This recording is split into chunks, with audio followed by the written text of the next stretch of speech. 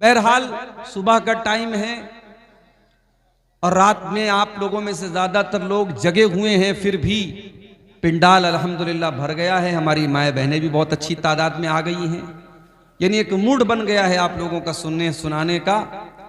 अब दुआ हम करते हैं कि अल्लाह ताला हमें और आपको कहने सुनने से ज्यादा अमल करने की तौफीक अता फरमाए और हम यहाँ से कोई पैगाम लेकर के जाएं। ये लड़कियों का इदारा है जिसके तरफ से ये प्रोग्राम हो रहा है और कौम की बच्चियां यहाँ पढ़ती हैं, बहुत बड़ा काम है।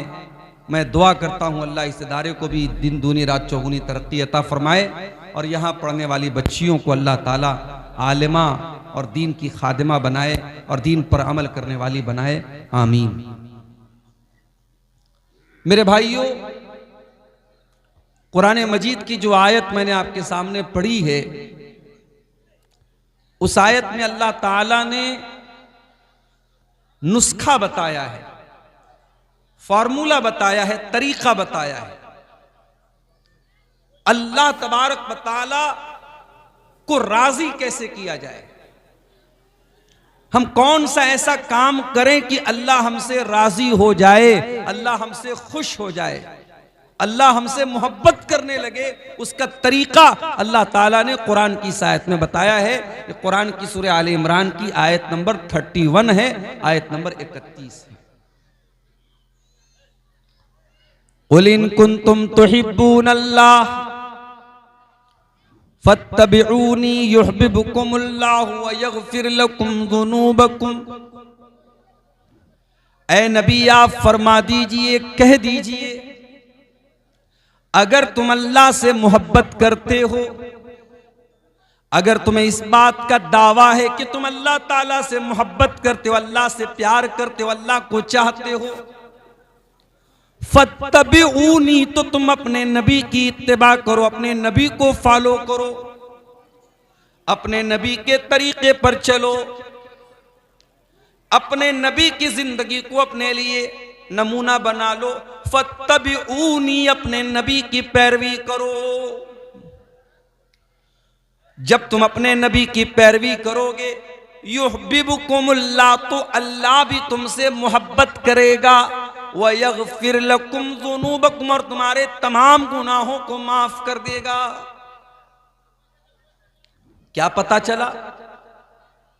पता ये चला कि जब तक हमारी और आपकी जिंदगी में नबी का तरीका नहीं आएगा, हम अल्लाह तबारक व तआला को खुश नहीं कर सकते, अल्लाह को राजी नहीं कर सकते। एक इंसान कहता है मैं अल्लाह का वली हूं, मैं अल्लाह से बहुत मोहब्बत करता हूं, लेकिन वो दाढ़ी सपाचट रखे। एक इंसान ये दावा करे मैं नबी से बहुत मोहब्बत करता हूं, उसका कपड़ा नबी के तरीके के मुताबिक ना हो, उसकी शक्ल सूरत नबी के तरीके के मुताबिक ना हो, वो एक टाइम की नमाज न पढ़ता हो, वो सिगरेट पीता हो, वो नशा करता हो, वो हराम काम करता हो, वो नबी के तरीके पर न चलता हो और ये दावा करता हो कि मैं अल्लाह से मोहब्बत करता हूं। अल्लाह कह रहा है वो इंसान झूठा है, वो इंसान मक्कार है। कुल इन कुंतुम तुहिब्बूनल्लाह, ऐ नबी आप ऐलान कर दीजिए, आप बता दीजिए, अगर तुम अल्लाह से मोहब्बत करते हो, अगर तुम अल्लाह की मोहब्बत को पाना चाहते हो, फत्तबिऊनी, तो नबी की इत्तिबा करनी पड़ेगी।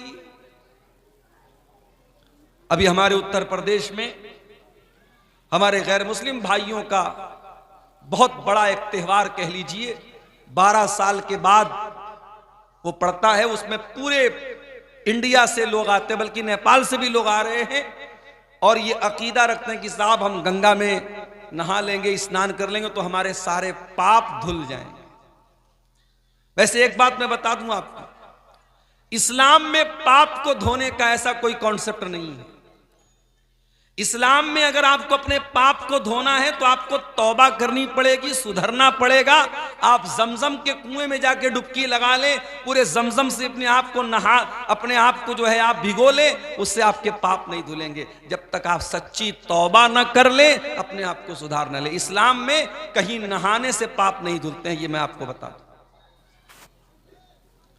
तो हमारे गैर मुस्लिम भाइयों के यहां चल रहा है, वो उनकी आस्था है, उनके मजहब का एक हिस्सा है, हम उस पर कोई कमेंट भी नहीं कर सकते।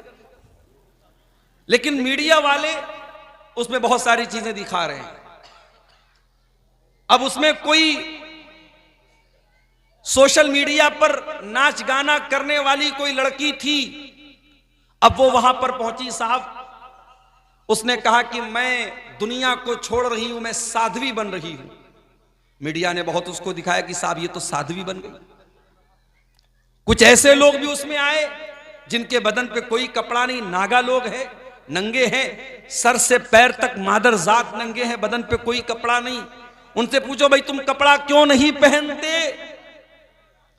तो उनका जवाब होगा हम ऊपर वाले की भक्ति कर रहे हैं, ऊपर वाले को खुश करने के लिए हम कपड़ा नहीं पहनते।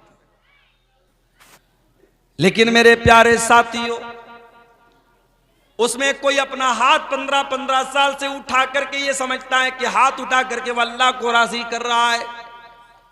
कोई अपनी शर्मगाह को खुला छोड़ करके ये समझता है कि वो अल्लाह को, ऊपर वाले को राजी कर रहा है। कोई ये समझता है वो शादी न करके अल्लाह को राजी कर रहा है। कोई ये समझता है वो आग के ऊपर चल करके अल्लाह को राजी कर रहा है। कोई ये समझता है कि ठंडे ठंडे पानी में डुबकी लगा करके वो अल्लाह को राजी कर रहा है। मेरे प्यारे साथियों, कुरान कह रहा है कुल इन कुंतुम तुहिब्बूनल्लाह, ऐ नबी आप दुनिया वालों को बता दीजिए, अगर तुम अल्लाह को राजी करना चाहते हो तुम्हें मोहम्मद रसूलुल्लाह के तरीके पर चलना पड़ेगा, तुम्हें मोहम्मद रसूलुल्लाह को फॉलो करना पड़ेगा। अल्लाह को राजी करने का कोई और तरीका नहीं है। अल्लाह के नबी के एक सहाबी थे, उनका नाम था उस्मान बिन मज़ून। नाम नोट कर लीजिए, उस्मान बिन मज़ून। ये वो उस्मान नहीं है जो अल्लाह के रसूल सल्लल्लाहु अलैहि वसल्लम के दामाद थे, वो दूसरे हैं। वो उस्मान बिन अफ़्फ़ान थे जो अल्लाह के नबी के दामाद थे, उनका नाम था उस्मान बिन अफ़्फ़ान। और मैं जिनका वाक़या बयान करने जा रहा हूं, इनका नाम था उस्मान बिन मज़ऊन। इनके वालिद का नाम मज़ऊन था। इनको किसी ने बता दिया कि साहब शादी करोगे, बीवी आएगी, बच्चे पैदा होंगे, फिर तुम अल्लाह की इबादत नहीं कर पाओगे। इन्होंने इरादा कर लिया मैं शादी ही नहीं करूंगा। बल्कि इन्होंने तो यहां तक इरादा कर लिया कि अपनी मर्दानगी को खत्म कर दूंगा। उस जमाने में कोई मेडिकल साइंस की तरक्की का दौर तो नहीं था आज के दौर की तरह। तो उस जमाने में बाज लोग क्या करते थे कि मर्द की मर्दानगी को खत्म करने के, जिस तरीके से हम जानवरों में देखते हैं कि जानवरों को खस्सी कर दिया जाता है ताकि जानवर इस लायक न रहे कि उसकी नस्ल आगे बढ़े, तो बाज मर्द हजरात क्या करते थे, अपनी नस्ल या ये कह लीजिए कि अपनी मर्दानगी को खत्म करने के लिए वही तरीका अपनाते थे जो जानवरों में अपनाया जाता है। उस्मान बिन मज़ून रज़ी अल्लाह ताला अन्हु ने अपने आप को खस्सी करने का इरादा कर लिया, नामर्द बनाने का इरादा कर लिया। अल्लाह के प्यारे नबी को पता चला, आपने बुलाया, आपने कहा ऐ उस्मान, ये तू क्या करने की बात कर रहा है? क्या तू रहबानियत इख्तियार करने की बात कर रहा है? ये तो रहबानियत का तरीका है, बीवी बच्चों को छोड़ दिया जाए, घर वालों को छोड़ दिया जाए, जंगलों में चला जाए इंसान, पहाड़ों में चला जाए। ऐ उस्मान, ये मेरा तरीका नहीं है, ये मोहम्मद रसूलुल्लाह का तरीका नहीं है। उमिरतु अन अक़ूमा व अनामा व असूमा व उफ्तिरा व अन अनकिहा व उतल्लिका। ऐ उस्मान सुनो, मैं रातों में नमाज भी पढ़ता हूं और रात में आराम भी करता हूं, मैं रोजा भी रखता हूं और मैं कभी कभी नागा भी करता हूं। मैं कंटिन्यू नफिल रोजा नहीं रखता, मैं लगातार नफिल रोजा नहीं रखता, और मैंने शादी भी की है, मेरी बीवियां भी हैं। ऐ उस्मान, और यही मेरा तरीका है। फमन रग़िब अन सुन्नती फलैसा मिन्नी, जो मेरा तरीका छोड़ेगा उसका मुझसे कोई ताल्लुक नहीं है। इस्लाम इस बात को भी पसंद नहीं करता कि आप शादी न करें, आप कुंवारे रहें, लड़की कुंवारी रहे, बगैर किसी मजबूरी के कोई लड़का या लड़की कुंवारा या कुंवारी रहे और शादी न करे और बीवी बच्चों की जिम्मेदारी न उठाए, इस्लाम इससे मना करता है मेरे साथ। जब तक आप शादी नहीं करेंगे, जब तक आप जिम्मेदारी नहीं उठाएंगे, आपको वो उस तकलीफ का एहसास कैसे होगा जो परिवार को चलाने में होती है। याद रखो, जिनके पास अपना परिवार नहीं है, जिनके पास अपनी बीवी बच्चे नहीं है, वो बीवी बच्चों वालों का दुख और दर्द नहीं समझ सकते। ऐसे लोग जो अपना घर नहीं चला सकते, वो कोई हुकूमत और कोई निजाम क्या चलाएंगे। मेरे अजीजों, इस्लाम ये कहता है कि बाल बच्चेदार बनना ये नबियों का तरीका है। जितने नबी दुनिया में आए सब बाल बच्चेदार थे, सब बीवी वाले थे, सब बच्चे वाले थे। अल्लाह के नबी के 3 सहाबी नबी की बीवियों के पास आते हैं, सवाल करते हैं, अल्लाह के नबी इबादत कितनी करते थे। नबी की बीवियों ने बताया उनको नबी की इबादत कम महसूस हुई। उन तीनों में से एक ने कहा, मैं आज के बाद कंटिन्यू रोजा रखूंगा, लगातार नफिल रोजा रखूंगा। दूसरे ने कहा, मैं रात भर नमाज पढ़ूंगा, रात में कभी सोऊंगा नहीं। तीसरे ने कहा, मैं शादी ही नहीं करूंगा। 3 सहाबा, तीनों ने अपने अपने हिसाब से नेकी का इरादा कर लिया। एक ने कहा, मैं रात भर आराम नहीं करूंगा, रात भर इबादत करूंगा। एक ने कहा, मैं कंटिन्यू रोजा रखूंगा। एक ने कहा, मैं शादी ही नहीं करूंगा। अब जरा दिमाग से बताओ, तीनों लोगों ने अपने हिसाब से कुछ गलत तो नहीं सोचा, अच्छा सोचा। एक कह रहा है मैं रात भर नमाज पढ़ूंगा, नमाज कोई खराब काम तो नहीं है। एक ने कहा मैं कंटिन्यू रोजा रखूंगा, ये भी कोई खराब काम नहीं है। एक ने कहा मैं शादी ही नहीं करूंगा, बीवी बच्चों के चक्कर में नहीं पड़ूंगा। तीनों ने अपने हिसाब से अच्छा सोचा। अल्लाह के प्यारे नबी को पता चला, आपने तीनों को तलब किया, बुलाया। आपने क्या क्या आप लोगों ने ऐसा ऐसा कहा है? हाँ अल्लाह के नबी, हमने ऐसा ऐसा कहा है। आपने फरमाया, अमा इन्नी अख्शाकुम लिल्लाहि व अत्काकुम लहू। ओ लोगो, कान खोल करके सुन लो, मैं तुमसे ज्यादा अल्लाह से डरने वाला और अल्लाह से खौफ खाने वाला हूं। लेकिन मैं रात में नमाज भी पढ़ता हूं और मैं रात में आराम भी करता हूं, मैं रोजा भी रखता हूं और मैं गैप भी देता हूं, मैं कंटिन्यू रोजा नहीं रखता हूं। और मैंने शादियां भी की हैं, मेरी बीवियां भी हैं और यही मेरा तरीका है। फमन रगिबा अन सुन्नती फलैसा मिन्नी, जो मेरे तरीके से हट जाएगा उसका मुझसे कोई ताल्लुक नहीं है। यह है इस्लाम की तालीम। इस्लाम की तालीम यह है कि इंसान निकाह करे, शादी करे। और इसीलिए लड़के लड़कियां जब जवान हो जाएं, जब लड़का जवान हो जाए, शादी के काबिल हो जाए, तो बिला वजह की मजबूरियां दिखा करके उसकी शादी में देर न करो। लड़की जवान हो गई, शादी के काबिल हो गई, उसकी शादी में ताखीर न करो, देर न करो।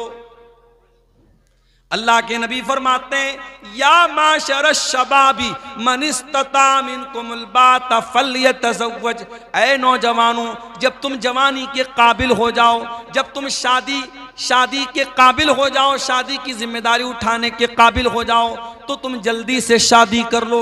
फ़इन्नहु अग़द्दु लिलबसर व अहसनु लिलफ़र्ज। निकाह कर लेने से, शादी कर लेने से तुम्हारी शर्मगाह की हिफाजत होगी और तुम्हारी आंखें झुक जाएंगी, आंखें झुक जाएंगी। अभी कटिहार साइड में एक प्रोग्राम था मेरा, वहां के लोगों ने बताया मुझको, मौलाना साहब जरा आप इस पर बोलिएगा, हमारे यहाँ डीजे बजता है निकाह में, शादी में। मुसलमान की शादी, अहले हदीस की शादी, और उसकी शादी में क्या बज रहा है साहब? डीजे बज रहा है। आज बनारस में बहुत सारे मुसलमानों की जो तंजीमें हैं, सारे मसलक के लोग उसमें शामिल हैं। सब लोगों ने मिल करके तय किया है, अभी मैं बनारस से आया हूं, 1 हफ्ता पहले की बात है, वहां तय ये हुआ कि अब बनारस में जो भी शादियां होंगी, वहां बनारस में अंसारी बिरादरी के लोग ज्यादा हैं, तो अंसारी बिरादरी की जो तंजीम है, जो समाज है, उन लोगों ने यह तय किया कि अब हमारी शादी में जहेज नहीं लिया जाएगा, बारात नहीं जाएगी, खाना एक टाइप का बने, क्योंकि लोग 10-10 तरीके का खाना बनवा रहे हैं, एक एक शादी पर 50-50 लाख रुपए खर्च कर रहे हैं, जबकि उम्मत को बहुत सारी जगहों पर पैसे की जरूरत पड़ती है और लोगों के पास पैसा नहीं होता है। अपने दिखावे के लिए 50 लाख रुपया खर्च करने को तैयार हो जाते हैं। तो ये बड़ी अच्छी पहल बनारस से शुरू हुई है और मैं चाहता हूं ये पहल सिर्फ बनारस तक महदूद न रहे, या आपके अररिया और आपके सीमांचल में भी इस पर अमल हो। मेरे प्यारे साथियों, आज शादी ब्याह की रस्मों ने हमारा बेड़ा गर्क करके रखा है। आज हालात ये हैं, नौजवान नस्ल आज बदकारी के रास्ते पर जा रही है, जिनाकारी के रास्ते पर जा रही है। आपके नौजवान लड़के और आपकी नौजवान लड़कियां आज इंटरनेट और मोबाइल उनको बेहया बना रहा है। अगर इस बेहयाई से उनको बचाना है मेरे साथियों, आपको निकाह को आसान करना पड़ेगा। मेरे नबी की तालीम यह है कि निकाह किया जाए और टाइम पर किया जाए। अगर आपकी लड़की के लिए अच्छा रिश्ता मिल रहा है, अगर आपके लड़के के लिए दीनदार लड़की मिल रही है, आप और शर्तें मत लगाइए कि हमें शानदार घर चाहिए, हमें बहुत खूबसूरत लड़की चाहिए, या हमें ये चाहिए वो चाहिए। आप शराइत कम कीजिए, दीनदार और अच्छा रिश्ता मिले लब्बैक कहिए और रिश्ते को कबूल कीजिए। अल्लाह के प्यारे नबी फरमाते हैं, इज़ा ख़तबा इलैकुम मिम्मन तरदौना दीनहु व खुल्क़हु फ़ज़व्विजूहु। जब तुम्हारी लड़कियों के लिए ऐसा रिश्ता मिले, लड़का दीनदार है, लड़का बाखलाक है, लड़का अच्छे कैरेक्टर और किरदार का मालिक है, फ़ज़व्विजूहु, तो तुम अपनी लड़की की शादी उससे कर दो। इल्ला तफ़अलू, अगर तुम ऐसा नहीं करोगे, तकुन फितनतुन फिल अर्दि व फसादुन कबीर, तो जमीन के अंदर फितना और बहुत बड़ा फसाद फैलेगा। अगर आपने दीनदार रिश्तों को ठुकरा दिया, मेरे प्यारे साथियों, हालात ये होंगे, आपकी लड़कियां कोर्ट मैरिज करेंगी, आपके लड़के कोर्ट मैरिज करेंगे, और आज वो हालात आ रहे हैं। इसलिए मेरे प्यारे साथियों, दीनदारी का माहौल पैदा करो और दीनदारी को तरजीह करो। तो कुरान क्या कह रहा है, कुल इन कुंतुम तुहिब्बूनल्लाह, ऐ नबी आप ऐलान कर दीजिए अगर तुम अल्लाह से मोहब्बत करते हो, फत्तबिऊनी, तो नबी की इत्तिबा करो। अच्छा एक बात बताइए, दुनिया में हमें जिससे मोहब्बत होती है, हम उसकी पसंद और नापसंद का ख्याल करते हैं कि नहीं करते? बिल्कुल करते हैं। अगर आपको अपनी माँ से मोहब्बत है और माँ को कोई चीज पसंद नहीं है, तो आप उस चीज को अवॉइड करें। बहुत सारे शौहरों को देखा गया, उनको खुशबू बहुत पसंद है, इत्र बहुत पसंद है, परफ्यूम बहुत पसंद है। शादी हुई, अब उनकी बीवी को पसंद नहीं है परफ्यूम, अब बीवी को एलर्जी हो रही है, जब उसको परफ्यूम की खुशबू सूंघ रही है, वो उसको सर में दर्द हो रहा है, तो बीवी की वजह से वो इंसान परफ्यूम लगाना छोड़ देता है। ऐसा होता है। हम देखते हैं कि साहब हमें कोई चीज खाने में बहुत पसंद है, हमारे माँ बाप को पसंद नहीं है, तो हम घर के बाहर खा लेते हैं, लेकिन घर के अंदर हम सोचते हैं कि नहीं, चलो भाई हमारी माँ को पसंद नहीं है, हमारे बाप को पसंद नहीं है, चलो छोड़ दो, हम उसको नहीं खाएं। ये नेचुरल बात है कि हम जिन लोगों से मोहब्बत करते हैं उनकी पसंद क्या है, उनकी नापसंद क्या है, उनको कौन सी चीजें अच्छी लगती हैं और कौन सी चीजें बुरी लगती हैं, हम उसका ख्याल करते हैं, हम उसको निभाते हैं। मेरे प्यारे साथी, सवाल ये है, हम और आप मुसलमान हैं और हम और आप अपने नबी से बेहद मोहब्बत करते हैं, इतनी मोहब्बत करते हैं कि अल्लाह कुरान में कहता है, अन्नबिय्यु औला बिल मुमिनीन मिन अनफुसिहिम व अज़वाजुहु उम्महातुहुम, नबी ईमान वालों की जान से ज्यादा उनको महबूब है, और नबी की बीवियां ईमान वालों की माएँ हैं। नबी की जितनी बीवियां हैं वो ईमान वालों की माएँ हैं, और नबी तुम्हें अपनी जान से भी ज्यादा प्यारे होने चाहिए। नबी से अपनी जान से बढ़ के तुम्हें प्यार कर, जिस नबी को हम अपनी जान से बढ़ के प्यार करते हैं, बल्कि अल्लाह के नबी फरमाते हैं, वल्लज़ी नफ्सी बियदिही ला युमिनु अहदुकुम हत्ता अकूना अहब्बा इलैहि मिन वालिदिही व वलदिही वन्नासि अजमईन।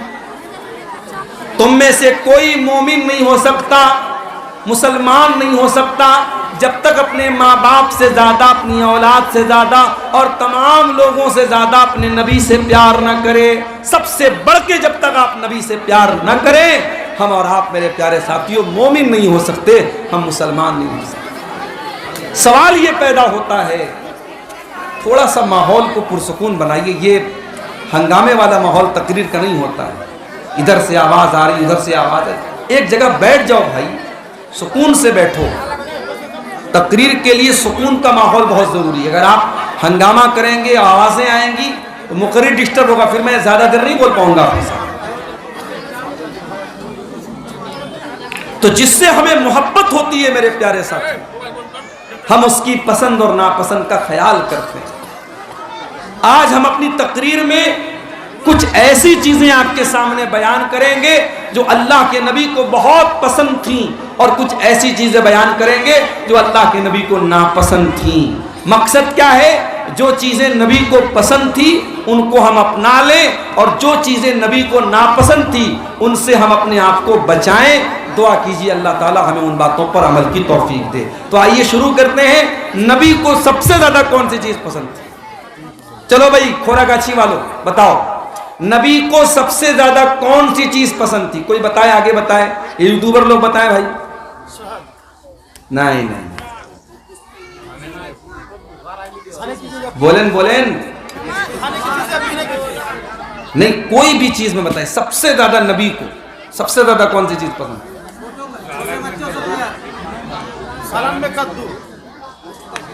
सब खाने ही पीने की बात हो रही है। सीमांचल वालों को खाने पीने के अलावा कुछ नजर नहीं आता। नबी को सबसे ज्यादा ईमान पसंद था। ईमान से बढ़ के कोई चीज आपको महबूब नहीं। गज़वे उहुद के मैदान में अल्लाह के नबी क्या दुआ करते हैं? अल्लाहुम्मा हब्बिब इलैनल ईमान व ज़य्यिनहु फी क़ुलूबिना। ऐ अल्लाह, तू ईमान की मोहब्बत हमारे दिल में उतार दे और ईमान को मुज़य्यन कर दे, ईमान को सजा दे, ईमान को खूब सुंदर बना दे। अच्छा, ईमान को सुंदर बनाने की दुआ क्यों की अल्लाह के नबी ने? जब आपके दिल में ईमान की मोहब्बत आ जाएगी, जब आपकी नजर में ईमान बहुत सुंदर हो जाएगा, तो इस ईमान के लिए आप अपनी गर्दन तक कटा देंगे। ईमान अगर दुनिया की सबसे कीमती दौलत आपकी नजर में हो जाएगी, मेरी प्यारी माँ बहनों, इस ईमान को पाने के लिए एक मुसलमान औरत अपना सब कुछ बर्बाद कर देगी, मगर ईमान को जाने नहीं देगी। आज क्या हो रहा है? आज कितनी मुसलमान लड़कियां किसी गैर मुस्लिम से प्यार और मोहब्बत के जाल में फंसती हैं, और उसमें ऐसी लड़कियां जो नमाज पढ़ने वाली, कुरान पढ़ने वाली, उलमा का बयान सुनने वाली और तकरीर सुनने वाली। अभी रांची की एक लड़की जिसका नाम नुसरत जहां था, और वो लड़की दीनदार घर से ताल्लुक रखती थी, नमाज पढ़ती थी, कुरान पढ़ती थी, उलमा के बयानात सुनती थी। नुसरत जहां नाम की वो लड़की निशा सिंह बन जाती है और इस्लाम छोड़ करके गैर मुस्लिम हो जाती है। क्यों? क्योंकि उस लड़की ने कभी जाना ही नहीं ईमान का मूल्य क्या है, ईमान की कीमत क्या है, ईमान की वैल्यू क्या है।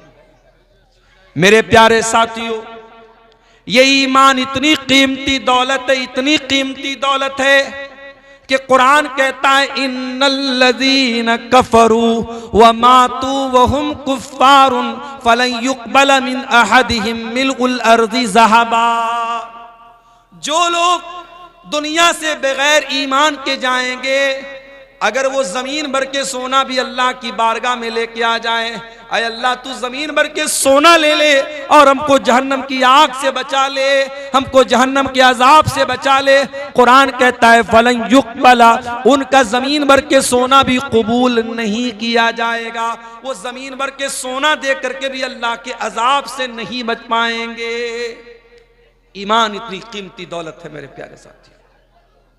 इसीलिए अल्लाह कुरान में कहता है वला तमूतुन्न इल्ला व अंतुम मुस्लिमून, ऐ मुसलमानों तुम्हें मौत ना आए मगर ईमान की हालत में, तुम मरना तो ईमान की हालत में मरना। अल्लाह के नबी फरमाते हैं ला तुशरिक बिल्लाह, अल्लाह के साथ कभी शिर्क न करना, अल्लाह के सिवा किसी और के आगे सर न झुकाना। व इन कुतिलता हुर्रिकता, अगर तुम्हें कत्ल कर दिया जाए, तुम्हें जला दिया जाए, जान दे देना मगर ईमान से समझौता मत करना। यह है ईमान की अहमियत मेरे साथ। नबी को सबसे ज्यादा ईमान पसंद था। नबी के दिल की एक ही तमन्ना थी, नबी ने अपने लिए कुछ नहीं बनाया। सारी जिंदगी नबी ने बड़े छोटे छोटे कमरों में जिंदगी गुजार दी मेरे साथी। कभी खाना मिला नहीं मिला, कभी 2-2 महीने तक नबी के घर में चूल्हा नहीं जला। खजूर खाकर और पानी पीकर नबी के घर वालों ने गुजारा कर लिया। नबी की जिंदगी में ज्यादा दौलत नहीं आई, नबी की जिंदगी में दुनिया का ऐशो आराम नहीं आया, लेकिन नबी की तमन्ना क्या थी?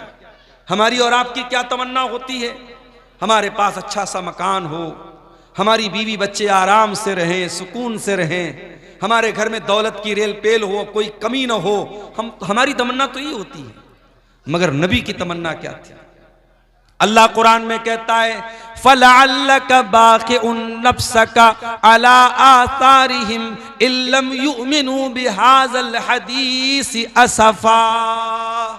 ऐ नबी, अगर लोग अगर ईमान नहीं लाए तो आपको इतनी चिंता है, इतनी टेंशन है, इतनी फिक्र है कि ऐ नबी कहीं आप अपने आप को हलाक न कर दें, कहीं आप अपने आप को खत्म न कर दें। आपको लोगों के ईमान लाने की इतनी चिंता है।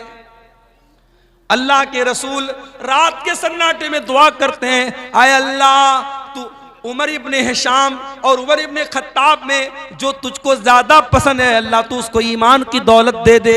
अल्लाह को उमर इब्ने खत्ताब पसंद थे, अल्लाह ने हजरत उमर को इस्लाम की तौफीक बख्शी, और उमर इब्ने हिशाम जो अबू जहल था उसको कभी ईमान की दौलत नहीं मिली।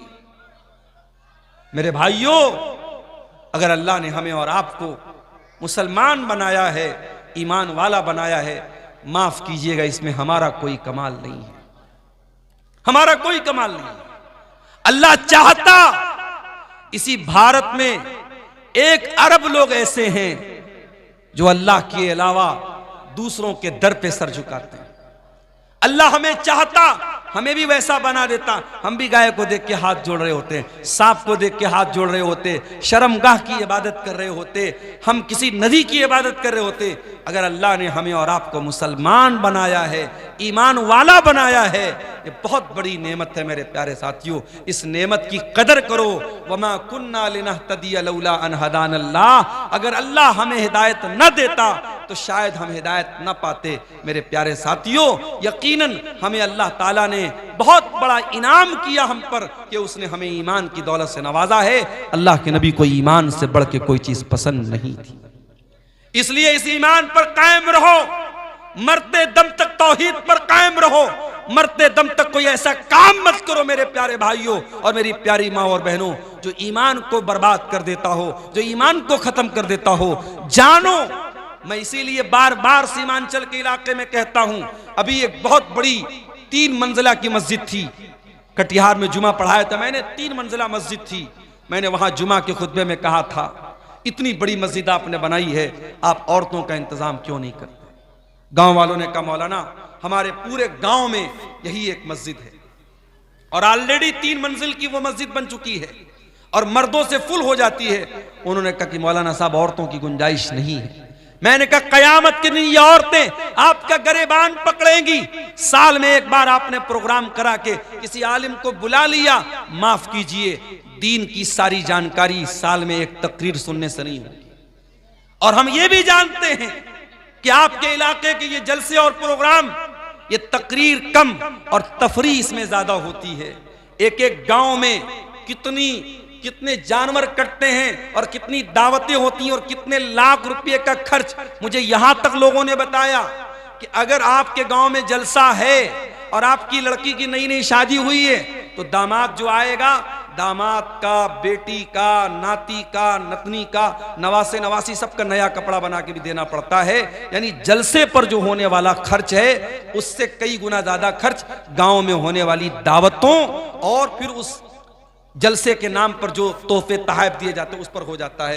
तो माफ कीजिए मेरे साथियों, आपने तो जलसों को एक मेला बना दिया, एक त्योहार बना दिया। तबलीग और दावत की अगर आप बात करें तो उसका बहुत बड़ा प्लेटफॉर्म जुमा का खुतबा है। हर गांव में जामा मस्जिद में औरतों का इंतजाम होना चाहिए और आपके घर की औरतों को जाना चाहिए जुमा के खुतबे में। और मुझे यकीन है अगर जुमा का खुतबा ढंग से दिया जाए, अच्छा आलिम और अच्छा खतीब आकर के जुमा का खुतबा दे, साल में 52 जुमा का खुतबा आपके घर की औरतें सुनेंगी इंशाअल्लाह। जिस घर की लड़की साल में 52 बार मस्जिद में जाएगी जुमा के दिन और जुमा का खुतबा सुनेगी, वो लड़की कभी नुसरत जहां से निशा सिंह नहीं बनेगी इंशाअल्लाह। वो लड़की कभी मुर्तद नहीं होगी, वो लड़की कभी ईमान का रास्ता नहीं छोड़ेगी। आपने प्यासों को पानी पिलाया नहीं, आपने भूखों को खाना खिलाया नहीं, आपने इन औरतों तक दीन पहुंचाया नहीं। मेरे प्यारे साथियों, अगर आज ये औरतें भटक रही हैं, आज हालात इस कदर नाजुक है। बनारस में एक साहब के बारे में मुझे किसी ने बताया, नई नई शादी हुई है, जाड़े का मौसम है, सर्दी का मौसम है, नई नई शादी हुई है, मियां बीवी दोनों नापाकी की हालत में 24 घंटे रह जाते हैं। किसी ने कहा कि अरे भाई तुम नमाज क्यों नहीं पढ़ती हो? औरत से पूछा, लड़की से पूछा, तुम नमाज क्यों नहीं पढ़ती हो? तो लड़की ने कहा कि मैं तो नापाक हूं, मैं नमाज कैसे पढ़ूं? तो पूछने वाले ने पूछा कि अरे तुम गुस्ल करके नमाज क्यों नहीं पढ़ती हो? कहा कि बहुत सर्दी है। सर्दी की वजह से वो गुस्ल नहीं कर रही है औरत जिसकी नई नई शादी हुई है और उसका शौहर भी नहीं कर रहा, और 24 घंटे वो लड़का लड़की मियां बीवी नापाकी की हालत में रहते हैं। यानी जिस हालत में इंसान कुरान को छू नहीं सकता, जिस हालत में इंसान मस्जिद में नहीं जा सकता, जिस हालत में इंसान नमाज नहीं पढ़ सकता, अब सोचो जब 24 घंटे मियां बीवी इस हालत में रहेंगे, उस घर में बरकत आएगी या नुहुसत आएगी? बताओ मेरे प्यारे साथियों। जिस घर में ये हालात होंगे फिर उस घर में बरकत तो जाहिर सी बात नहीं आएगी। फिर उस लड़की को या उस लड़के को कभी जिन्नात परेशान करेंगे, कभी शैतान परेशान करेंगे, कभी कोई जादू करेगा। ये जितने जादू, जिन्नात और शैतान के मामलात होते हैं, याद रखो कि कहीं ना कहीं या तो हमारी गंदगी की वजह से होते हैं या हमारे घर में कोई शरीयत के खिलाफ हराम काम होता है उस वजह से होते हैं। इसलिए मेरे भाइयों, ईमान के बारे में जानकारी हासिल करो। ईमान क्या है? हमसे कब्र में यह नहीं पूछा जाएगा कि तुम क्या खाते थे, क्या पहनते थे, तुम्हारा मकान कैसा था, तुम्हारे बच्चे कितने थे। कब्र में हमसे 3 सवाल पूछा जाएगा। मन रब्बु का, मन नबियों का, मा दीनों का। तेरा रब कौन है, तेरे नबी कौन है, तेरा दीन क्या है? और इन 3 सवालों का जवाब आपको कहां मिलेगा? कुरान और हदीस के अंदर मिलेगा। इसलिए मेरे प्यारे साथियों, जो मेरे नबी को सबसे ज्यादा जो चीज पसंद थी वो ईमान थी। ईमान को आप कायम रखें, ईमान को का इल्म हासिल करें और अपने गैर मुस्लिम भाइयों को भी आप ईमान की दावत दें, इस्लाम की दावत दें। और आगे बढ़िए। नबी को एक चीज और बहुत ज्यादा पसंद थी। ईमान के बाद दूसरे नंबर पर नबी को अगर कोई चीज सबसे ज्यादा पसंद थी तो नमाज पसंद थी। इतनी पसंद थी नमाज, अल्लाह के प्यारे नबी फरमाते हैं, हुब्बिबा इलैया मिन दुनियाकुम अन्निसा वत्तीब। मुझे दुनिया में 3 चीजों से बहुत मोहब्बत है। नंबर 1, अल्लाह ताला ने औरत की मोहब्बत मेरे दिल में डाली है। औरत की मोहब्बत मेरे दिल में डाली है। वो औरत जो नबी के दौर में मजलूम थी, पैदा होती थी जमीन में एक जिंदा गाड़ दी जाती थी। वो औरत जो भारत के सरजमीन पर अपने पति के मरने के बाद पति के साथ जिंदा जला दी जाती थी। वो औरत जो अपने शौहर के मरने के बाद, अपने पति के मरने के बाद उसका सौतेला बेटा उससे शादी कर लेता था। वो औरत जो अपने बाप की प्रॉपर्टी में वारिस नहीं होती थी, वो औरत जो गुलामों की तरह, जानवरों की तरह मार्केट में बिकती थी, उस औरत को मोहम्मद रसूलुल्लाह ने उस औरत का सही मकाम दिया। और वो लोग जो औरत के कातिल थे, जो बेटी के कातिल थे, जो बेटियों को जिंदा जमीन में दफन कर देते थे, मेरे नबी ने उनको पैगाम दिया कि ऐ बेटियों के कातिलों सुनो, ऐ बेटी को जमीन में गाड़ने वालों सुनो। वइज़ल मौऊदतु सुइलत बिअय्यि ज़ंबिन कुतिलत, जिस लड़की को जिंदा जमीन में गाड़ा गया है, कल कयामत के दिन उस लड़की से पूछा जाएगा बिअय्यि ज़ंबिन कुतिलत, कि ऐ बच्ची तेरे माँ बाप ने किस अपराध की तुझको सजा दी है, किस जुर्म में तुझको मारा है। अभी एक सवाल मेरे पास आया था व्हाट्सएप पर कि एक औरत प्रेग्नेंट थी और डॉक्टर ने यह बताया कि जो बच्चा है वो एबनॉर्मल है। एबनॉर्मल का मतलब कि बच्चे का दिमाग सही नहीं है। अगर बच्चा पैदा होगा तो दिमाग सही नहीं होगा और मां बाप के लिए बहुत बड़ी मुसीबत बन जाएगी। डॉक्टर का यह कहना है अभी 5 महीने का हुआ है बच्चा मां के पेट में। अब तो अल्ट्रासाउंड वगैरह के जरिए सब पता चला, बच्चे का दिमाग भी पता चल जाता है। तो डॉक्टरों ने यह राय दी कि इस बच्चे को पैदा होने न दिया जाए, बच्चे को खत्म कर दिया जाए। तो मुझसे किसी ने सवाल किया कि मौलाना साहब ऐसा ऐसा मैटर है, बच्चा मां के पेट में है, 5 महीने का हो चुका है और बड़े बड़े डॉक्टरों की रिपोर्ट है कि बच्चा एबनॉर्मल है। अगर बच्चा पैदा होता है तो बहुत बड़ी मुसीबत बनेगा मां बाप की, तो उसको खत्म किया जा सकता है या नहीं, यह सवाल आया था। अभी मैंने उनको जवाब नहीं दिया, मैं ऐसे इंटरनेट पर सर्च कर रहा था कि बड़े बड़े उलमा इसके बारे में क्या बोलते हैं। तो सऊदी अरब के जो वहां के बड़े बड़े उलमा की जो कमेटी है, फतवा कमेटी, उसका फतवा मैंने देखा। उन्होंने कहा कि नहीं, आपको किसी की जान लेने का अधिकार नहीं, बच्चा एबनॉर्मल है, लेकिन अगर उसकी पैदाइश से मां के जान पर कोई असर नहीं पड़ रहा है तो सिर्फ इस वजह से कि वो एबनॉर्मल है, उस बच्चे को मां के पेट में खत्म कर दिया जाए। बड़े बड़े उलमा की कमेटी ने फतवा दिया कि यह जायज नहीं है। आज कितने लोग बाकायदा अल्ट्रासाउंड के जरिए यह पता लगा लेने के बाद कि मां के पेट में लड़की पल रही है, और लड़की अगर दुनिया में आएगी तो बोझ बन जाएगी मेरे लिए, न कमाएगी न काम करेगी, जवान होगी मुझे शादी करना पड़ेगा, जहेज बनाना पड़ेगा, उसके लिए जेवर बनाना पड़ेगा। इस डर से उस बच्ची को मां के पेट में मार दिया जाता है। और ये मैं कोई किस्सा कहानी नहीं सुना रहा हूं, भारत सरकार का डाटा है कि भारत हमारे देश में करोड़ों बच्चियां मां के पेट में हर साल मार दी जाती है। इसीलिए हमारी सरकार नारा लगाती है बेटी बचाओ बेटी पढ़ाओ, बेटी को बचाने की बात करती है। ओ बेटी को बचाने का दावा करने वालों, तुम बेटी को कैसे बचाओगे जब तक जहेज नाम का खूनी दरिंदा जिंदा रहेगा, जब तक आपके समाज में जहेज बाकी रहेगा, जब तक लड़कियों की शादी को आप इतना महंगा बना करके रखोगे, तब तक बेटियां अपने मां बाप के लिए बोझ बनी रहेंगी। अगर आपको बेटियों की परवरिश सही तरीके से करना है, पहले जहेज को खत्म करो, पहले निकाह को आसान करो। मुहम्मद रसूलुल्लाह सल्लल्लाहु अलैहि वसल्लम ने औरत का सही मकाम दुनिया को बताया। आपने फरमाया अगर ये औरत माँ है फ़इन्नल जन्नत तहत रिजलिहा, इसके पैरों के नीचे तुम्हारी जन्नत है। औरत अगर बेटी है, आपने फरमाया मन आला जारियतैनि हत्ता तबलुगा, जिसको अल्लाह ने 2 बेटियां दे दी और 2 बेटियों की उसने सही तरीके से परवरिश कर ली, वो 2 बेटियां अपने माँ बाप को जहन्नम की आग से बचाएंगी। 2 बेटियों को पाल लिया, जहन्नम की आग से बच जाओगे।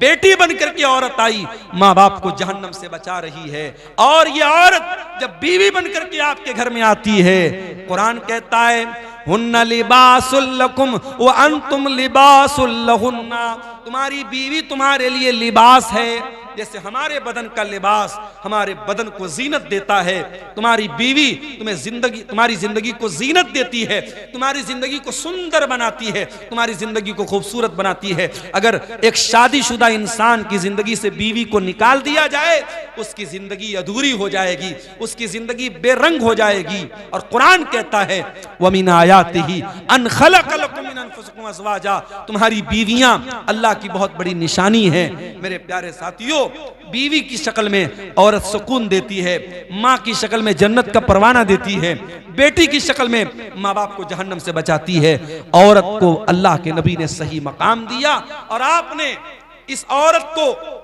संभाला है। इस औरत को आप, कितनी बेवा औरतें थी जिनसे आपने निकाह किया है। दुनिया को नबी ने एक सबक ये भी दिया कि कोई औरत बेवा हो जाए, उसके घर में राशन पहुंचा देना, उसको चंद पैसे दे देना, ये उसकी मदद नहीं है। अगर औरत बेवा है और जवान औरत है, 30 साल की, 35 साल की, 40 साल की औरत है, तो सिर्फ जेवर, सिर्फ उसको जो है अनाज दे देने से और पैसा दे देने से काम नहीं चलेगा।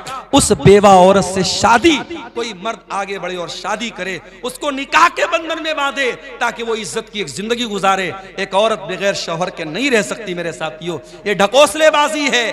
अरे वो तो औरत है, वो तो गुजार लेगी। समाज मजबूर करता है, वरना उस औरत को भी शौहर के आसरे की और शौहर के सहारे की जरूरत पड़ती है। इसलिए मेरे नबी ने कई बेवा औरतों से निकाह किया, दुनिया को मैसेज दिया, औरत अगर मुतल्लका है, औरत अगर बेवा है, उससे भी निकाह किया जाए। और नबी ने औरत को उसका सही मकाम दिया। आपने फरमाया मेरे दिल में अल्लाह ने औरत की मोहब्बत डाली है और खुशबू की मोहब्बत डाली है। नबी को खुशबू बहुत पसंद थी। नबी खुशबू को पसंद करते थे और बदबू को नापसंद करते थे। आपने फरमाया जो कच्चा प्याज और कच्चा लहसुन खा करके मस्जिद में आता है, जो कच्चा प्याज और कच्चा लहसुन खा करके मस्जिद में आता है, फला यक़रबन्ना मुसल्लाना, वो हमारी मस्जिद से दूर चला जाए। क्यों? तो कच्चे प्याज और कच्चे लहसुन की महक से फरिश्तों को भी तकलीफ पहुंचती है, इंसानों को भी तकलीफ पहुंचती है और फरिश्तों को भी तकलीफ पहुंचती है। अब जरा दिल पे हाथ रख के बताना कि अगर फरिश्तों को कच्चे प्याज और कच्चे लहसुन से तकलीफ पहुंचती है, तो क्या बीड़ी की महक से तकलीफ नहीं पहुंचती होगी? क्या सिगरेट की महक से तकलीफ नहीं पहुंचती होगी? क्या गुटखे की बदबू से तकलीफ नहीं पहुंचती होगी? मेरे प्यारे साथियों, जब नबी को कच्चा प्याज और कच्चा लहसुन की महक पसंद नहीं थी, तो माफ करना, अगर नबी के जमाने में गुटखा होता तो गुटखा भी नबी को नापसंद होता। अगर नबी के जमाने में बीड़ी और सिगरेट होती, वो भी नबी को नापसंद होता। और आज तो डॉक्टर कहते हैं सिगरेट पीने वाला जितना अपने आप को नुकसान पहुंचाता है, उससे ज्यादा नुकसान सामने वाले को पहुंचाता है। जो वो धुआं छोड़ रहा है, वो कैंसर की बीमारी को बांट रहा है।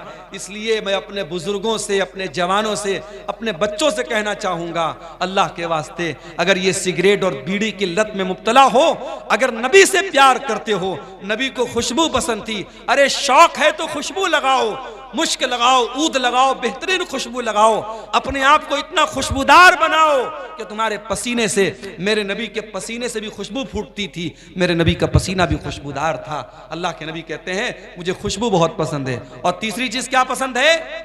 वजुइलत कुर्रतु ऐनी फिस्सलाह, और नमाज मेरी आंखों की ठंडक है।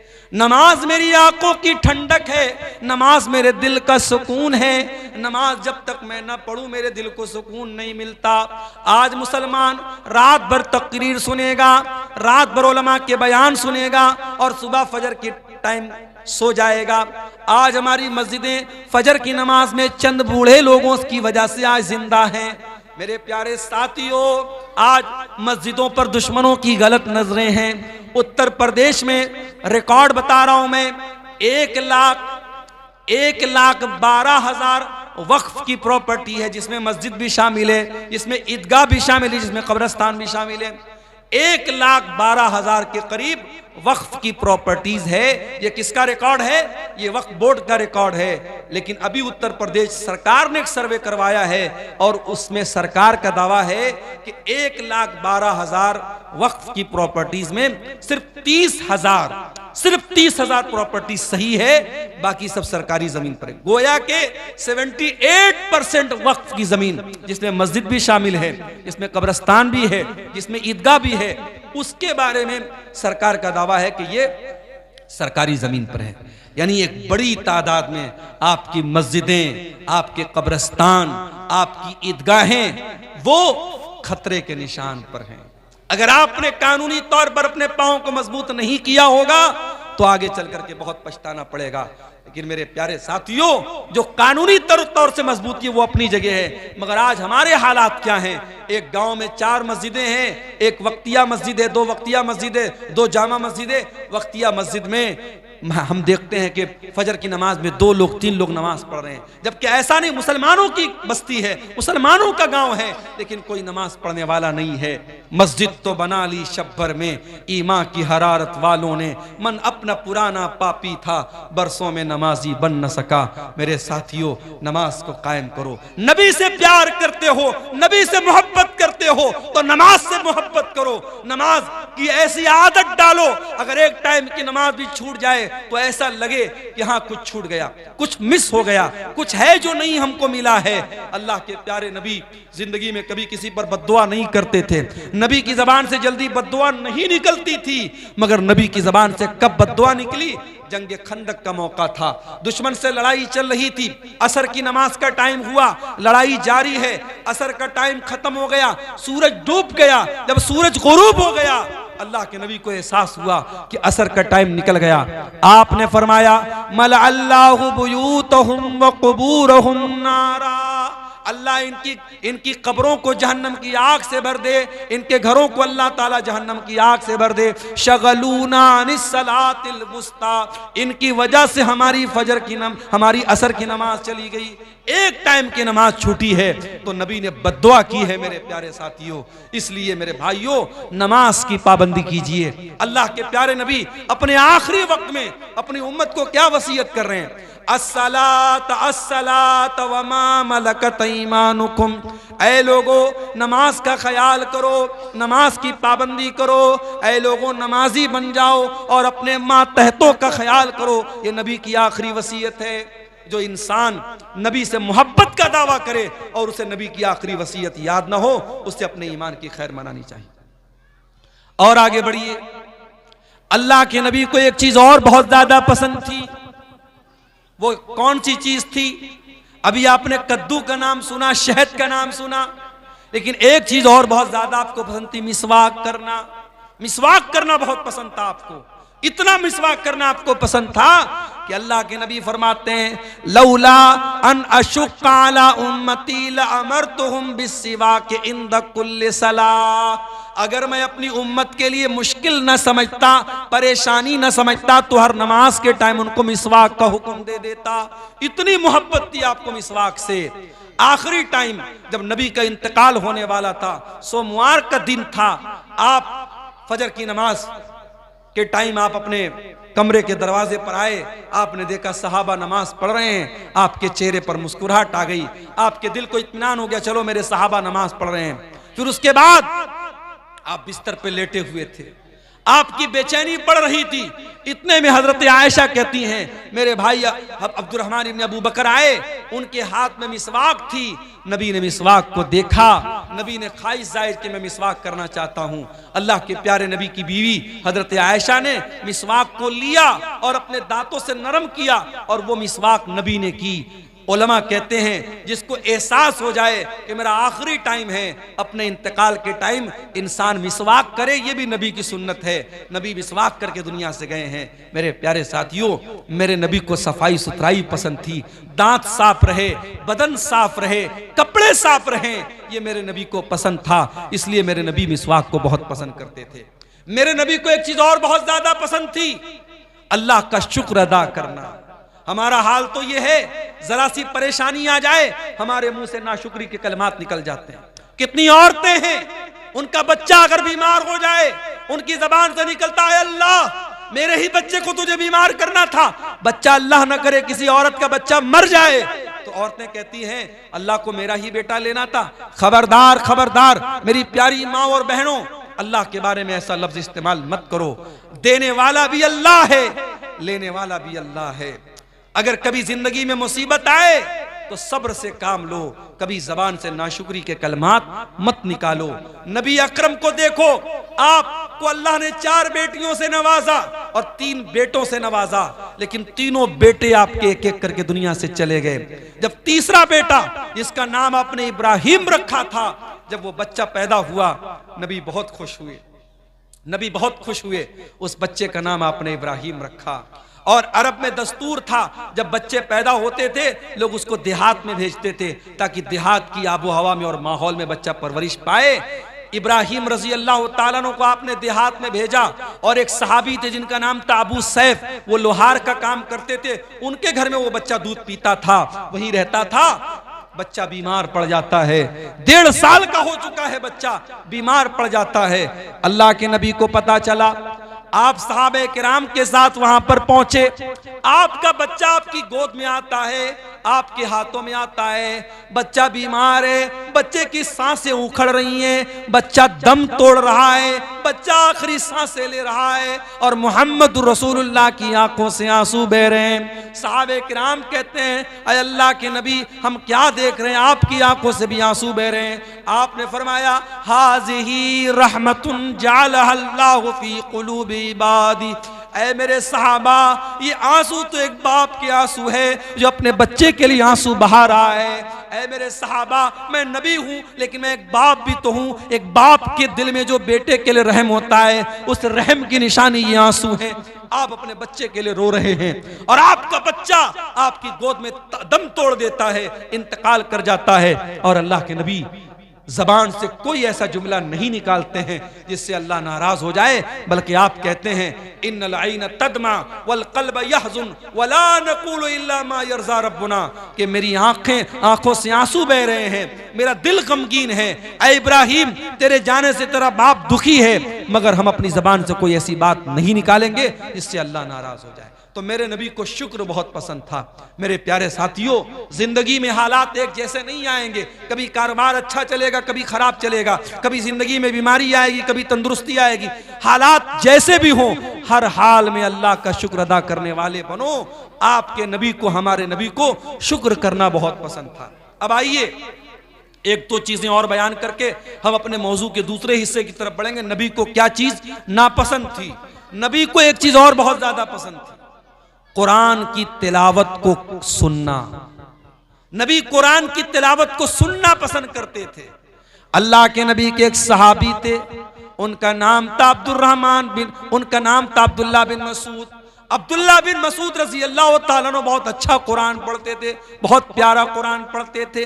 अगर आपका बच्चा कुरान का हाफिज है, अगर आपका बच्चा अच्छा कुरान पढ़ता है, मेरी प्यारी माओ, आप खुश नसीब है। अगर आपका बच्चा कुरान का आलिम है, अगर आपका बच्चा कुरान का हाफिज है, आप खुश नसीब हैं। मेरे भाइयों, आप खुश नसीब हैं अगर आपका बच्चा कुरान का आलिम और हाफिज है। अब्दुल्ला बिन मसूद कुरान बहुत अच्छा पढ़ते थे। अल्लाह के नबी ने फरमाया एक मरतबा, क्या अब्दुल्ला इक़रा अलैयल कुरान, मुझे कुरान पढ़ के सुनाओ, मुझे कुरान पढ़ के सुनाओ। कहा, अल्लाह के नबी, मैं आपको कुरान कैसे पढ़ के सुनाऊं? व अलैका उन्ज़िल, ये कुरान तो आप ही के ऊपर उतरा है। कहा, अब्दुल्ला, आज मैं दूसरे के मुंह से कुरान सुनना चाहता हूं, आज तुम्हारे मुंह से कुरान सुनना चाहता हूं, तुम मुझे कुरान पढ़ के सुनाओ। हजरत अब्दुल्ला कहते हैं, फ़क़रातु अलैहि सूरतन निसा, मैं अल्लाह के नबी के सामने सूरे निसा की तिलावत करने लगा, सूरे निसा पढ़ने लगा। मैं कुरान पढ़ता चला जा रहा हूँ और अल्लाह के नबी गौर से कुरान सुनते चले जा रहे हैं। जब मैं इस आयत पर पहुंचा, फ़कैफ़ इज़ा जिअना मिन कुल्लि उम्मतिन बिशहीद व जिअना बिका अला हाउलाइ शहीदा। ऐ नबी, उस वक्त आपका क्या हाल होगा जब हम हर उम्मत में से गवाह बनाएंगे, और ऐ नबी, आपकी उम्मत पर हम आपको गवाह बनाएंगे। कहते जब मैं इस आयत पर पहुंचा, अल्लाह के नबी ने कहा, बस करो ऐ अब्दुल्ला, बस करो। जब मैंने नजरें उठा के देखा, फैज़ा इनाहु तज़रीफान, अल्लाह के प्यारे नबी की आंखों से आंसू बह रहे थे, अल्लाह के नबी रो रहे थे। मेरे भाइयों, आज भी आप बंगला जबान बोलते हैं, शेरशाबादी जबान आपकी मादरी जबान है, मगर आज भी मैं हरम में देखता हूं बांग्लादेश का बंगाली भी है, इंडिया और पाकिस्तान का हिंदी उर्दू बोलने वाला भी है, अमेरिका का गोरा भी है, अफ्रीका का काला भी है। इमाम हरम नमाज पढ़ा रहे हैं, जहन्नम की आयत आती है, अल्लाह के अजाब का जिक्र आता है, पूरे हरम में आंसुओं की और सिसकारियों की आवाज आने लगती है। उनको कुरान समझ में नहीं आता, फिर भी कुरान सुन करके लोग रोने लगते हैं। मेरे प्यारे साथियों, ये कुरान का कमाल है, ये अल्लाह की किताब का कमाल है। ये कुरान दिलों को झंझोड़ने वाली किताब है। मेरे नौजवानों, अपने हेडफोन में, अपने एयरपॉड में, अपने ईयरबड्स में जो आप गाने सुनते हैं, ये गाने कल कयामत के दिन आपके खिलाफ हुज्जत बनेंगे। मेरी बहनों, ये जो फेसबुक के ऊपर रील्स देखती हो या इंस्टाग्राम पर जो बेहुदा वीडियोस देखती हो, काश वो टाइम हमने कुरान को सुनने में लगाया होता। आपके नबी को कुरान सुनना बहुत पसंद था। और आगे बढ़िए, अल्लाह के प्यारे नबी को एक चीज और बहुत ज्यादा पसंद थी, आपको तकवा वाले लोगों से बहुत ज्यादा मोहब्बत थी। एक मर्तबा हजरत मुआज इब्ने जबल रज़ी अल्लाह ताला अन्हु को आप यमन भेज रहे थे। मुआज इब्ने जबल ऊंट के ऊपर सवार थे और उनके ऊंट की नकेल अल्लाह के नबी अपने हाथ में थामे हुए थे और उनको वसीयतें कर रहे थे, समझा रहे थे, नसीहतें कर रहे थे। आपने कहा है मुआज, हो सकता है आइंदा साल जब तुम मदीने में आओ तो तुम्हारी मुलाकात तुम्हारे नबी से न हो। ऐ मुआज, हो सकता है कि आइंदा साल जब तुम मदीने में आओ तो तुम अपने नबी की कब्र के पास से गुजरो। मुआज इब्ने जबल अपने नबी की जुदाई के बारे में सोच करके रोने लगे, आंखों से आंसू जारी हो गए और अल्लाह के नबी की जुदाई की याद में रोने लगे। आपने फरमाया, इन्न औलन नास बी अल मुत्तकून मन कानू व हैसु कानू। ऐ मुआज, कान खोल करके सुन लो, मुत्तकी लोग, तकवा वाले लोग मुझसे सबसे ज्यादा करीब रहेंगे, चाहे वो कहीं पर भी हो दुनिया में। मुत्तकी लोग, अल्लाह से डरने वाले लोग नबी से करीब रहेंगे। मेरे प्यारे साथियों, अगर नबी की मोहब्बत हासिल करना चाहते हो, तकवा वाले बन जाओ। अब आइए उन्वान के दूसरे हिस्से पर हम रोशनी डालेंगे कि नबी को क्या चीजें नापसंद थीं ताकि हम उन चीजों से बच सके। चंद चीजें आपके सामने बयान करूंगा, सुन लीजिए और उसके बाद दुआ कीजिए कि अल्लाह उन बातों से हम सबको बचने की तौफीक अता फरमाए। नबी को बदतमीजी और बदअखलाकी से बहुत नफरत थी। अल्लाह के नबी फरमाते हैं, इन्ना बगज़कुम इलैया व अबअदकुम मिन्नी मजलिसन यौमल क़ियामत यसवउकुम अखलाका। तुम में सबसे ज्यादा मेरी नजर में सबसे बुरा इंसान और कयामत के दिन सबसे जो दूर रहेगा मुझसे वो इंसान होगा जिसका अखलाक बुरा हो, जिसका व्यवहार बुरा हो, जिसका लोगों के साथ सलूक बुरा हो। माफ करना मेरे प्यारे साथी, दाढ़ी आपने रख ली, माथे पर सजदे का निशान आपके मौजूद है, पांचों टाइम के नमाजी हैं आप, लेकिन अगर आपका अखलाक अच्छा नहीं है तो नबी की ये हदीस आपको वार्निंग दे रही है कि अपने अखलाक को सुधारो।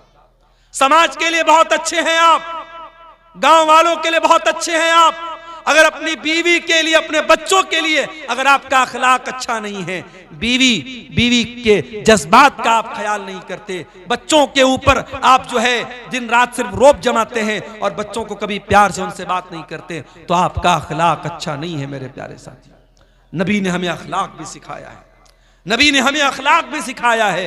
और माफ कीजिएगा, नबी ने लोगों का जो दिल जीता है वो नबी ने अखलाक से जीता है।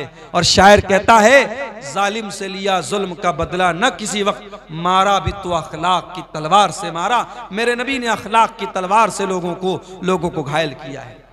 मेरे भाइयों, फतेह मक्का का मौका याद कीजिए, जब अल्लाह के नबी मक्का को फतह कर लेते हैं और खाने काबा को बुतों से पाक करते हैं और खाने काबा के दरवाजे पर खड़े हो जाते हैं और मक्का वाले आपके सामने खड़े हैं। इनमें वो लोग भी हैं जिन्होंने नमाज की हालत में आपका गला दबाने की कोशिश की, इसमें वो लोग भी हैं जिन्होंने नमाज की हालत में आपकी गर्दन पे लाके गंदगी डाली, इसमें वो हिबार इब्न असवद भी है जिसने आपकी बेटी ज़ैनब को कत्ल किया, इसमें वो जालिम लोग भी हैं जिन्होंने आपके चचा हमजा को कत्ल किया। सब लोग लाइन से खड़े हैं और नबी का एक इशारा हो जाए गर्दनें कट जाएंगी, नबी का एक इशारा हो जाए तलवारें चल जाएंगी। नबी चाहते तो बदला ले सकते थे, बदला लेना गलत भी नहीं था, लेकिन अगर नबी बदला ले लेते तो तारीख न लिखी जाती। अगर नबी बदला ले लेते तो तारीख में सुनहरे हुरूफ से न लिखा जाता। नबी ने बदला नहीं लिया, नबी ने इंतकाम नहीं लिया, नबी ने प्रतिशोध नहीं लिया। नबी ने क्या कहा? इज़हबू अंतुम तुलका ला तसरीबा अलैकुमुल यौम, जाओ ए मक्का वालो, मुहम्मदुर रसूलुल्लाह किसी से कोई बदला नहीं लेंगे, किसी से कोई इंतकाम नहीं लेंगे, जाओ तुम सब आजाद हो। मेरे नबी ने एक ज़बान में सबको माफ कर दिया। अरे मेरे नबी अपने खून के दुश्मनों को माफ कर देते हैं, तुम अपने बच्चों को माफ करने को तैयार नहीं हो। कितने लोग हैं, बेटे से कोई गलती हो गई, बेटे ने बदतमीजी कर दी, बेटे ने कोई खराब बात बोल दी, बाप बेटे को घर से निकाल देता है। कितने लोग हैं जिंदगी भर अपनी औलाद से बात तक नहीं करते। कितने लोग हैं बीवियों को दबा के रखते हैं, बीवियों को तकलीफ देते हैं। माफ कीजिए, अल्लाह के नबी नापसंद करते थे बद अखलाक को। और एक बात और सुन लीजिए, मैं जानता हूं बहुत सारी गालियां हमारे समाज में दी जाती है। मैं बनारस से ताल्लुक रखता हूं, बनारस में भी बहुत सारी गालियां फेमस हैं, आपके शेरशाबादी जबान में भी बहुत सारी गालियां फेमस हैं। ये गाली देना और जबान पर फहश बातें निकालना, यह भी नबी को नापसंद था। नबी को नापसंद था। अल्लाह के प्यारे नबी न कभी बदजबानी करते थे और न कभी बदजबानी को पसंद करते थे। कभी गाली का जवाब आपने गाली से नहीं लिया। आज हमारी गालियों से हमारे बच्चे गाली सीख रहे हैं, हमारी गालियों से हमारे घर का माहौल गंदा हो रहा है। अल्लाह के वास्ते मेरे प्यारे साथियों, अपनी जबान की हिफाजत करो। नबी ने फरमाया, दो चीजों की गारंटी दे दो, मैं जन्नत की गारंटी देता हूं। एक जबान की गारंटी दे दो, एक शर्मगाह की गारंटी दे दो, मैं तुमको जन्नत की गारंटी देता हूं। इस जबान से गाली गलौज मत निकालो मेरे प्यारे साथियों। आपके नबी को गाली गलौज सख्त नापसंद था। मेरे नबी को वकान यकरहु तियरा, मेरे नबी को बदशुगुनी पसंद नहीं थी। किसी चीज से बदशुगुनी ली जाए, बिल्ली ने रास्ता काट दिया तो इंसान गाड़ी का ब्रेक मार के गाड़ी रोक ले कि नहीं साहब बिल्ली ने रास्ता काट लिया, माफ कीजिएगा, ये बदशुगुनी है, इस्लाम में जायज नहीं। सुबह सुबह आप उठे, कोई नुकसान हो गया, आप कहते हैं यार पता नहीं सुबह सुबह किसका मुंह देखा था। किसी का मुंह देखने से नुकसान नहीं होता है, ये बदशुगुनी है, इस्लाम में जायज नहीं। हमारी माए बहनें शाम के टाइम कोई नाखून काट रहा है, अरे मत काटो रात में नाखून, रात में नाखून काटने से घर में बरकत नहीं आती। कौन बोला? कौन बोला कि रात में नाखून काटने से घर में बरकत नहीं आती? रात में घर में कूड़ा रखा हुआ है, झाड़ू नहीं लगाएंगे, क्यों? रात में झाड़ू लगाने से रोजी चली जाती। कौन बोला? बहुत सारी ऐसी चीजें हमारे समाज में राइज हैं जो गलत हैं बदशुगुनी के नाम पे। मेरे नबी बदशुगुनी को तोड़ने के लिए आए थे। शव्वाल के महीने में अरब में शादी नहीं होती थी, मेरे नबी ने हजरत आयशा के साथ शादी की शव्वाल के महीने में, और रुखसती भी शव्वाल के महीने में हुई। हजरत आयशा कहती हैं, ओ लोगों सुन लो, मैं सबसे ज्यादा बरकत वाली अपने नबी की बीवियों में से हूं और मेरी शादी शव्वाल में हुई है। जिस महीने को लोग मनहूस समझते थे, नबी उसी में शादी करते हैं। आज बहुत सारी जगहों पे मुहर्रम के महीने में शादी नहीं होती। पूछो भाई मुहर्रम के महीने में शादी क्यों नहीं होती? कहते अरे भाई आपको मालूम नहीं, मुहर्रम में बहुत बड़ा हादसा हुआ था। क्या हादसा हुआ था? बोले नबी के नवासे की शहादत हुई। नबी का नवासा करबला में शहीद हुआ था। माफ करना मेरे साथियों, अगर शहादत की बुनियाद पर मुहर्रम का महीना गम का महीना है, तो मुहर्रम के पहले जिलहिज्जा का महीना आता है जिसमें बकरीद पर गोश्त चबा चबा के खाते हो। जिलहिज्जा के महीने में हजरत उमर इब्ने खत्ताब, हजरत उस्मान गनी शहीद हुए, तो फिर बकरीद का गोश्त खाना भी बंद कर दो, उसमें 2-2 सहाबा शहीद हुए। अगर मुहर्रम का महीना गम का महीना है, तो रमजान की 19 तारीख को हजरत अली जो हजरत हुसैन के वालिद थे और नबी के दामाद थे, नबी के बड़े महबूब सहाबी थे, हजरत अली नमाज की हालत में उनके ऊपर हमला हुआ और वो शहीद हुए। तो रमजान के महीने में इफ्तारी करना छोड़ दो, सहरी खाना छोड़ दो? नहीं मेरे प्यारे साथियों, ये गम का महीना कोई महीना नहीं है। सारे महीने खुशी के महीने हैं, सारे महीने मुबारक महीने हैं, कोई महीना मनहूस नहीं है। मेरे नबी किसी भी चीज को मनहूस समझना, किसी भी चीज से बदशुगुनी लेना, मेरे नबी को यह चीज नापसंद थी। इसी तरीके से मेरे नबी को एक चीज और बहुत ज्यादा नापसंद थी, ना इंसाफी करना। ना इंसाफी करना, अगर आपको समाज में फैसला करने का इख्तियार दिया गया, आपको पंच बनाया गया, आपको लोगों के बीच में फैसला करना है, तो कहीं ऐसा ना हो कि जो पैसे वाला है, जो ताकत वाला है, जिसका वर्चस्व है, जिसके पास ताकत है, आप उसका साथ दें। नहीं, नबी ने इंसाफ का साथ देने का हुक्म दिया है। नबी के दौर में एक औरत ने चोरी की। उस औरत का नाम फातिमा था और वो कौन से कबीले की थी? कबीला बनु मखजूम की औरत थी। कबीला बनु मखजूम कौन सा कबीला था? ये अबू जहल का कबीला था, ये खालिद बिन वलीद का कबीला था, बहुत बड़ा कबीला था। उस कबीले की औरत ने चोरी की और इस्लाम में चोरी की सजा हाथ काट देना है। नबी ने फैसला किया औरत का हाथ काटा जाएगा। खानदान वाले परेशान हो गए कि हमारे खानदान की औरत का हाथ कटेगा, हमारी तो नाक कट जाएगी। लेकिन डायरेक्ट किसी की हिम्मत नहीं पड़ रही थी कि अल्लाह के नबी से कुछ कह सके। तो लोगों ने हजरत ओसामा बिन जैद से कांटेक्ट किया। ओसामा बिन जैद कौन थे? ये अल्लाह के नबी के बड़े चहेते सहाबी थे। नबी ने बेटे की तरह इनको पाला था। ओसामा बिन जैद के पास लोग आए, कहा है ओसामा, हमारे खानदान की इज्जत का मसला है, जरा आप अल्लाह के नबी से जा करके रिक्वेस्ट कर दीजिए, हाथ ना काटा जाए, कोई और सजा दे दी जाए। ओसामा बिन जैद अल्लाह के प्यारे नबी के पास आते हैं और आकर के कहते हैं, अल्लाह के नबी, उस औरत का हाथ ना काटिए, कोई और सजा दे दीजिए। अल्लाह के नबी गुस्से से लाल हो जाते हैं और आप कहते हैं, तशफ़ौ फी हद्द मिन हुदूदिल्लाह, अय ओसामा, क्या तुम अल्लाह के कानून को तोड़ने की बात करने आए हो? कान खोल करके सुन लो, अल्लाह की कसम, अगर मेरी बेटी फातिमा भी चोरी करती लक़ता तो यदहा, मैं उसके भी हाथ काट देता। यह है मेरे नबी का इंसाफ। मेरे नबी ना इंसाफी को पसंद नहीं करते थे। एक सहाबी आए, उनका नाम था बशीर। उन्होंने कहा, अल्लाह के नबी, मैं अपने बेटे नोमान को एक खजूरों का बाग देना चाहता हूँ। नबी ने पूछा, क्या और भी बच्चे हैं तुम्हारे? कहा है अल्लाह के नबी, और भी बच्चे हैं। क्या सबको दिया है खजूर का बाग? कहा नहीं, सबको नहीं दिया है। आपने कहा, अगर सबको नहीं दिया है और एक बेटे को देना चाहते हो तो ये ना इंसाफी है, ये औलाद के साथ जुल्म है। ऐ लोगों, अल्लाह से डरो और अपनी औलाद के साथ जुल्म मत करो। और ऐ बशीर, कान खोल करके सुन लो, तुम मुझे आए हो इस पर गवाह बनाने के लिए, मैं जुल्म के ऊपर गवाही नहीं दे सकता। माफ करना मेरे प्यारे साथियों, इसी समाज में बहुत सारे वालिदैन हैं जो अपनी औलाद पर ज्यादती करते हैं, औलाद के साथ भेदभाव करते हैं। एक औलाद को बहुत कुछ देते हैं, दूसरी औलाद को महरूम कर देते हैं, एक औलाद को अपनी जायदाद से आग कर देते हैं। खबरदार, अपनी औलाद के साथ इंसाफ करो, अपनी औलाद के साथ इंसाफ करो।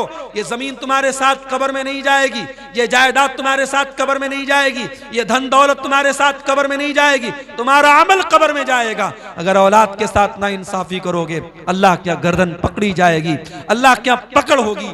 मेरे प्यारे साथियों, नबी को ये चीज बहुत नापसंद थी। आप ना इंसाफी को बहुत ज्यादा नापसंद करते थे। और आखिरी बात बयान करके बात खत्म कर रहा हूं, अल्लाह के प्यारे नबी को बेहयाई से बहुत ज्यादा नफरत थी। अल्लाह के नबी बेहयाई को बहुत ज्यादा नापसंद करते थे और हया को बहुत ज्यादा पसंद करते थे। नबी हया वाले थे, नबी हया वाले थे। सहाबा कहते हैं, अल्लाह के नबी कुंवारी लड़की से ज्यादा शर्मीले थे। कभी कोई गंदी बात आपकी जबान से नहीं निकलती थी, किसी पराई औरत को कभी आपने टच नहीं किया। औरतें आती थी, आपके पास बैत करती थी, पर्दे के उस पार औरत होती थी, इस पार अल्लाह के नबी होते थे, पर्दे से बैत करते थे। कभी किसी गैर महरम औरत को आपने टच नहीं किया। मेरे नौजवान भाइयों, मेरी बहनों, आपको नबी अकरम हया का दर्स दे रहे हैं। और नबी अकरम की बीवियां और नबी अकरम की बेटियां सब हया वाली थी, इसलिए हया वाले बनो, बेशरम न बनो, बेहया न बनो। आज समाज से शर्म व हया का जनाजा निकल रहा है। आज हमारी नौजवान नस्ल बेहया हो रही है। आज इस कदर बेहयाई फैल रही है कि बयान के बाहर है। आज हमारी चाल ढाल, हमारा लिबास, हमारा रहन सहन बता रहा है कि हमारे अंदर हया है या बेहयाई है। मेरे प्यारे साथियों, जिस नबी से हम मोहब्बत करते हैं वो नबी हया वाले थे, इसलिए अपने अंदर हया पैदा करो और हर बेहयाई के काम से अपने दामन को बचाने की कोशिश करो। आखिर में मैं ये प्रोग्राम वाले आपके सामने रुमाल लेके जा रहे हैं, हमारी माएँ बहनें भी बैठी हैं। मैं अपील करूंगा कि जिस इदारे के ताउन के लिए प्रोग्राम हुआ है, जिस इदारे की तरक्की के लिए प्रोग्राम हुआ है, उसका जरूर आप लोग ताउन करें। अल्लाह ताला आप सबको जो है इस इदारे का ताउन करने की तौफीक दे।